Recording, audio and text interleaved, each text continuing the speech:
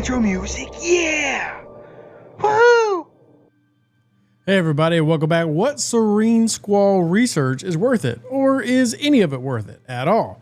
Is it a waste of your time? Should you go after it? And which one should you go after first?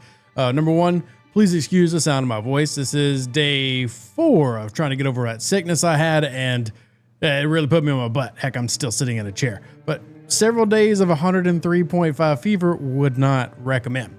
But the Serene Squall as a ship kind of had slightly disappointing sales after it jumped like to an insane lead on day 1 of like what we usually look at how well a ship is doing in terms of like how many people are interested in getting it.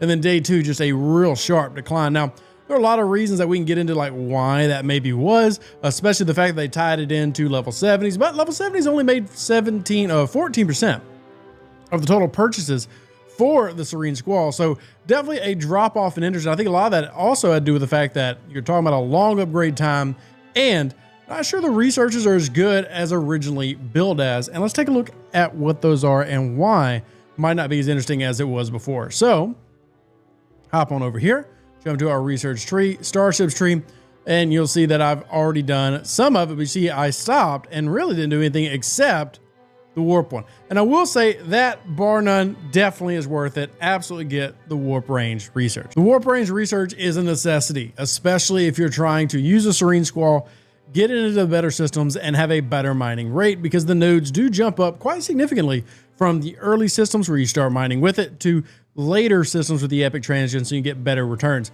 And this is obviously giving you a pretty decent jump, and I've taken mine to 5 out of 7, meaning I currently have a 300% warp range improvement for the Serene Squall, which puts me at a much better place that I can mine. It actually puts me in a place where I can mine and I can't survive without freezing the chaser, but depending on what currency you need, maybe you need the chaser currency, maybe you need the mining currency. Well, you can decide what's best for you. But anyway, it goes up to 900 plus the stock of what you would have for a max Serene Squall.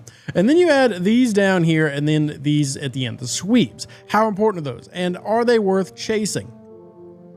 Debatable. Why do I say it's debatable? Well, let's take the sweeps, for example, which we talked about before this was coming out. Like maybe this is a hype point. Allows G3 through G6 Romulan mining, and then of course there's a Klingon and Federation version to get your stuff done by mining transition. Well, as we found out via Griffin, shout out Griffin, uncommon.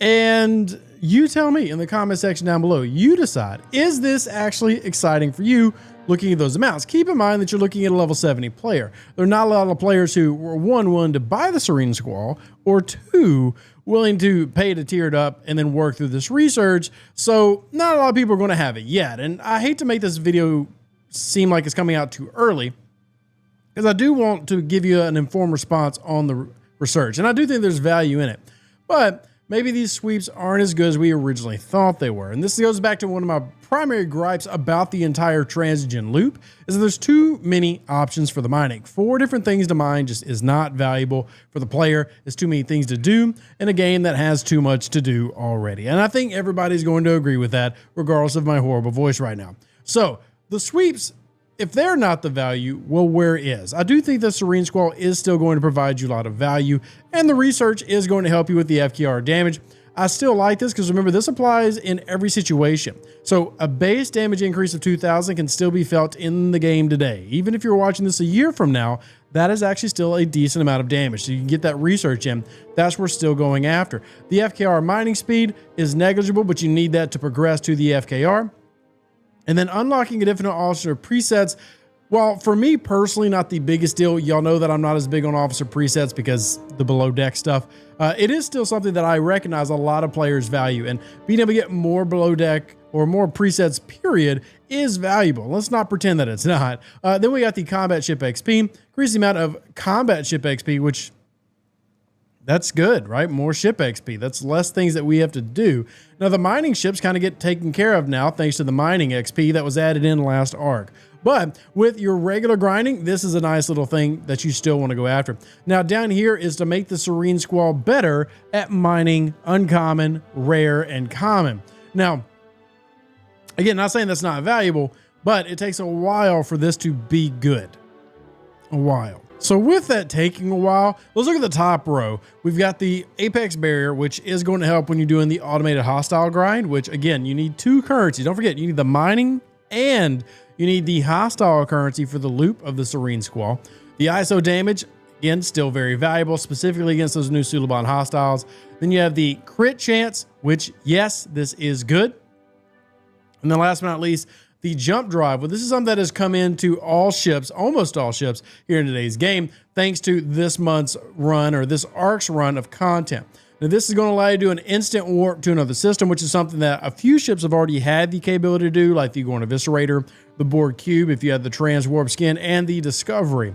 But this new update is now providing that for a lot of ships. Does have a prerequisite of having a Tier 5 Serene Squall, and there are limits on who actually has a Tier 5 Serene Squall, because not everybody is going to have a Tier 5 Serene Squall. But if you do, you can get the Serene Squall jump drive. So overall, this research tree has fallen to being a little bit less valuable than I expected it to be. Now, the saving grace, I guess, would be that the loop efficiency is actually quite valuable. At least that is still there. That's not something that has fallen on, deaf ears in terms of providing players a better run, improving your Gorn upgrade, improving your NSEA protector, improving up these ships that take a long time. That is actually still good.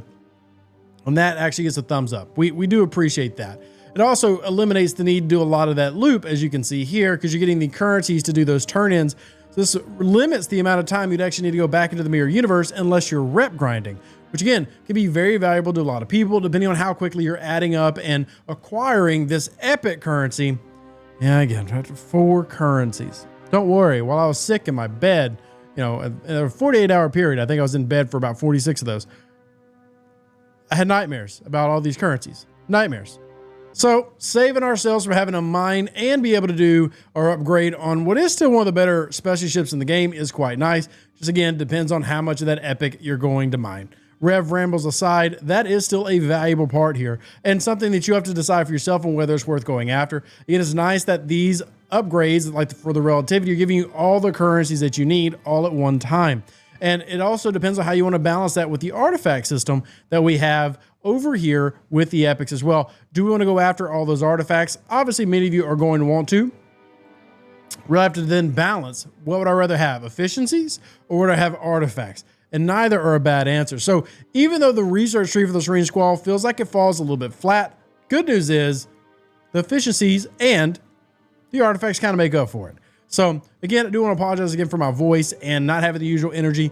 I'm still trying to recover out of this. I'll hopefully be good in a couple of days. But I do want to say thank you to everybody who watches, for the many, many people who reached out to check in on me.